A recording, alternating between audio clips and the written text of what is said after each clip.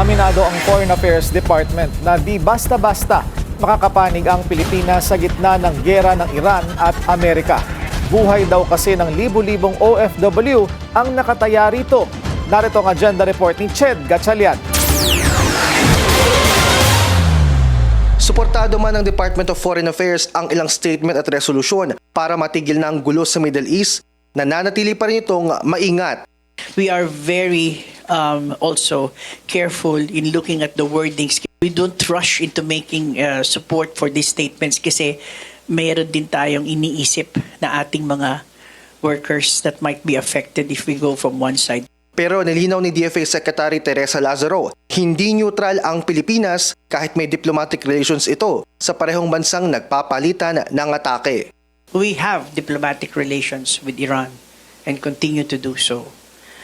However, in this particular situation, we are cautious in the sense that we just want to be sure that they're also protected. Even our political thinking has to be weighed heavily.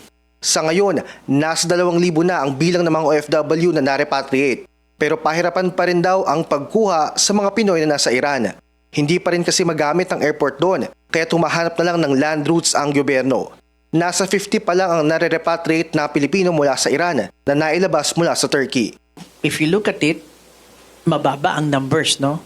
It seems that there are also a situation whereby a number of our Filipino OFWs prefer to stay. Probably there's still work and so forth.